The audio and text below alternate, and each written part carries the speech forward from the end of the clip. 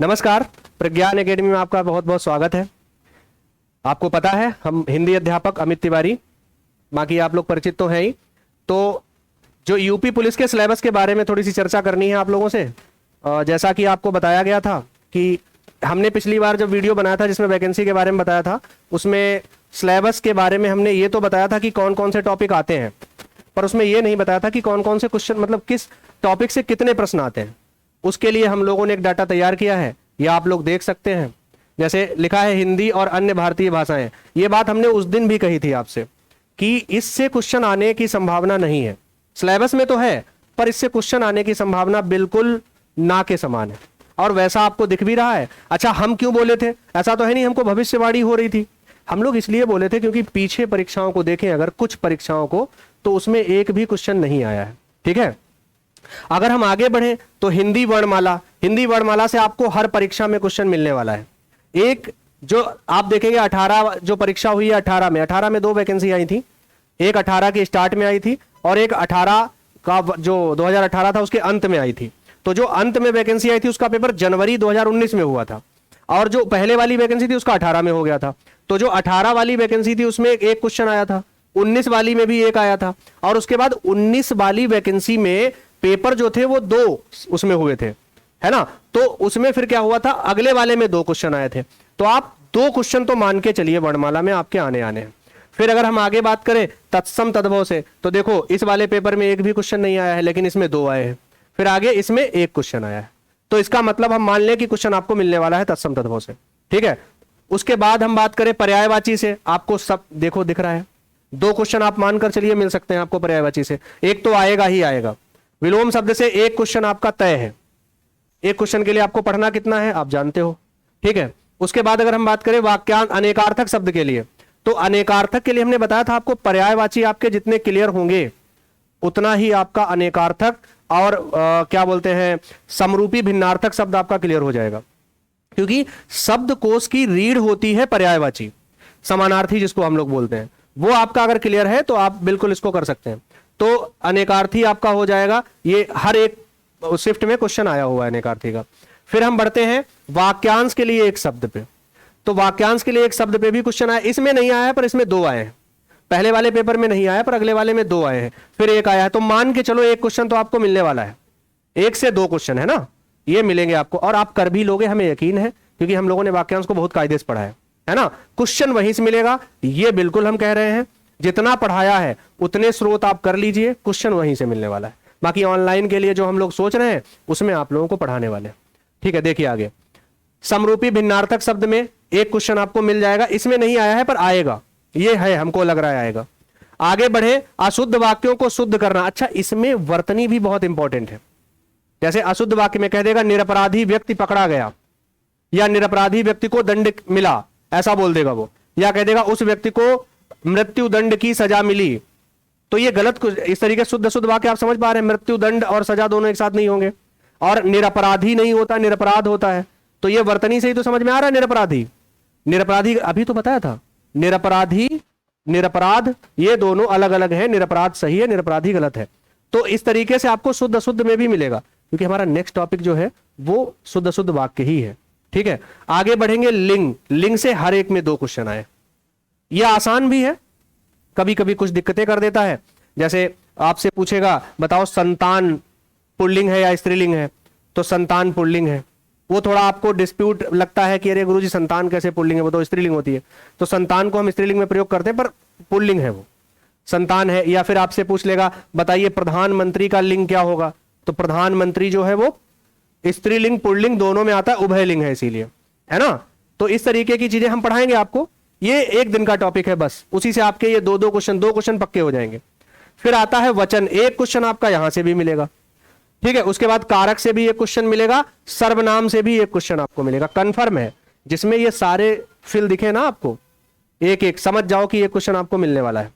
फिर आप अगर हम बढ़े आगे विशेषण, उससे भी आपको हो सकता है 2 नहीं तो 1, ऐसा हो सकता है कि 2 मिल जाए, नहीं तो आपको 1 जरूर मिलेगा। शायद आप लोगों ने क्लास पढ़ाते समय सुना होगा, जब हम ये बात बोले थे विशेषण को पढ़ाते समय, हमने कहा था हो सकता है आपको 2 भी क्वेश्चन मिल जाए और नहीं तो 1 भी मिले। वो इसीलिए बोला था क्योंकि हमको ये पता है कहां से क्वेश्चन आ रहे हैं। ठीक है, और ये आज आपको भी पता चला। क्रिया देखो, एक क्वेश्चन क्रिया से मिलेगा आपको, काल से एक क्वेश्चन मिलेगा, वाच्य से एक क्वेश्चन मिलेगा, अव्यय से एक क्वेश्चन मिलेगा आपको। ठीक है, उपसर्ग प्रत्यय से आपको दो, यानी एक उपसर्ग से और एक प्रत्यय से, समझे? तो इस तरीके से उपसर्ग प्रत्यय से आपको दो क्वेश्चन मिलेंगे। संधि से आपको क्वेश्चन मिलेंगे एक या दो। ठीक है, संधि से हो सकता है दो भी आ जाए इस बार। समास से एक क्वेश्चन मिलेगा, विराम चिन्ह से एक आएगा, मुहावरे लोकोक्तियों से हो सकता है दो आए, नहीं तो एक। समझ पा रहे होंगे आप कि क्वेश्चन आ कहां से रहा, इस तरीके से आपको पढ़ना है। ठीक है, वैसे तो हम हिंदी में अगर देखें तो सबसे ज्यादा आपको अपठित बोध देखो, यानी जो गद्यांश आता है उससे 5 क्वेश्चन मिलेंगे। वो तो आपको पता ही है, हर परीक्षा में गद्यांश जो पूछता है उसमें 3 या 5 क्वेश्चन तो पूछता ही पूछता है। जैसे आप देखते होगे यूपी पेट की परीक्षा आती है, उसमें तो 10 क्वेश्चन आते हैं, गद्यांश से आते हैं, तो इसमें 5 मिलेंगे आपको। प्रसिद्ध कवि लेखक रचनाएं 3 क्वेश्चन। अब 3 प्रश्न कैसे आएंगे आप जानते हो? 3 में हो सकता है 2 रचनाकार पूछ ले, एक हो सकता है वो रचना पूछे रचनाकार पूछ ले उल्टा, या फिर हो सकता है विधा पूछ ले, ऐसा कर सकता है। फिलहाल मान के चलो कि 3 क्वेश्चन तो आने हैं तय। एक पुरस्कार से क्वेश्चन इसमें नहीं आया पर उसमें आया है, पुरस्कार का बहुत आसान रहेगा, वो आपसे ज्ञानपीठ पूछेगा, मैक्सिमम सरस्वती पूछेगा, और नहीं तो साहित्य अकादमी पुरस्कार पूछ सकता है, भारत भारती पूछ सकता है। 3 4 5 पुरस्कार हैं जहां से क्वेश्चन मिलने वाला है, इससे आगे क्वेश्चन आपको नहीं मिलेगा, चिंता ना करिए। और विविध से एक में एक आया है, बाकी विविध से क्वेश्चन नहीं आया। विविध का मतलब होता है और भी जो सिलेबस का हिस्सा बचा है उससे आ जाए, है ना? तो कुल मिला के क्वेश्चनों की संख्या कितनी है? प्रश्न 37 आएंगे और लगभग हर टॉपिक से आना है, समझ गए? अगर हम ध्यान से देखें तो आपको दिख रहा होगा रस छंद अलंकार, है ना? इन तीनों से एक एक क्वेश्चन आपको हर जगह दिख रहा है, तो रस से भी आएगा, छंद से भी आएगा, अलंकार से भी आएगा। ठीक है, ऑफलाइन बैच में हमने अलंकार पढ़ा दिए हैं, अलंकार पढ़ा दिए ना? और आप ध्यान रखना, एक बार हम ये बता रहे हैं आपको, बार बार ऑन कैमरा बता रहे हैं ये बात, आप उन अलंकार जितने हमने पढ़ाए हैं उतने पढ़ लेना, एक क्वेश्चन फिक्स है वहां से। रस शायद पढ़ाया, अभी नहीं पढ़ाए, पढ़ा दिए, एक क्वेश्चन रस से फिक्स है। कई बार हूबहू उदाहरण मिल जाएगा आपको। रीजन क्या है हूबहू उदाहरण का? कि उदाहरण इसलिए मिल सकता है क्योंकि हमने सारे प्रीवियस ईयर के ही आपको उदाहरण करवाए हैं। अगर आप कोई प्रीवियस ईयर क्वेश्चन उठा के देखिए, आपको वही मिलेगा जो हमने लिखवाया है। रीजन क्या है? हमने वही सारे बताए हैं। और परीक्षा में भी अगर हम देखें तो सामान्य तौर पर जो पूछता है वो प्रीवियस ईयर के ही पूछता है, क्योंकि उसमें क्या रहता है ना, एग्जामिनर को फटाक से डाला क्वेश्चन, काम खत्म। उसमें कोई वो भी नहीं है कि कोई डिस्प्यूट पैदा हो जाएगा कोई नया क्वेश्चन बनाने पे, तो वो पुराना भी क्वेश्चन है, पिछली परीक्षाओं में आया है। तो इसलिए 37 प्रश्न आएंगे और बहुत बड़ी भूमिका निभाएंगे आपके चयन में। आप ध्यान रखना, हिंदी और रीजनिंग ये 2 टॉपिक ऐसे हैं जो आपको सिलेक्शन तक ले जाएंगे। समझ रहे हैं? मेरिट तक। और मेरिट में सिलेक्शन आप कब पाओगे? जब आप और भी सब्जेक्ट में एवरेज स्कोर करके जाओ। समझ पा रहे हो? हरफन मौला तो आपको होना ही है, लेकिन आप इन दोनों में गलती करने की गुंजाइश कतई मत छोड़िए। एक सिंगल गलती भी आपको नहीं करनी है। कोशिश करिए इसमें कम से कम 35 नंबर लेके आइए, क्वेश्चन सही करके आइए। 35 का मतलब 70 नंबर, है ना? और जो उधर है रीजनिंग, उसमें 55 में से कम 50-52 तो कर ही लीजिए आप, और संभवतः कर भी लेंगे हमें लगता है।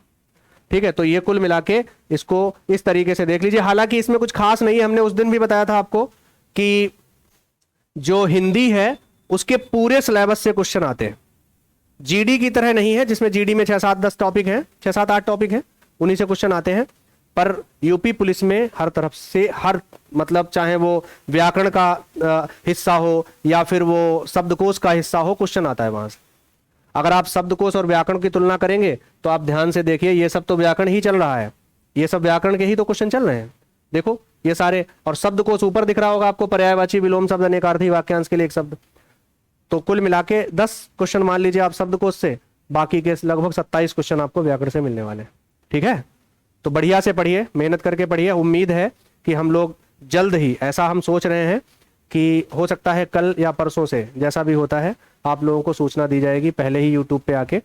और आप लोगों को हम लोग एक नया बैच लेकर आ रहे हैं, वो बैच क्रैश कोर्स के नाम से रहेगा। मतलब उसमें हम लोग कोशिश करेंगे कि आपको कम समय में सब कुछ पढ़ा दिया जाए जो परीक्षा में आने वाला है। सारा कुछ पढ़ाने की कोशिश करेंगे हम लोग, अपनी तरफ से 100% देंगे, बाकी आपके ऊपर भी है। आप हमारा सहयोग करेंगे तो सिलेक्शन आपका जरूर होगा। ठीक है, जल्द ही उसकी सूचना आपको अलग से यूट्यूब पर दी जाएगी, उसके सारे जो भी जैसा रहेगा। ठीक है, धन्यवाद, पढ़ते रहिए।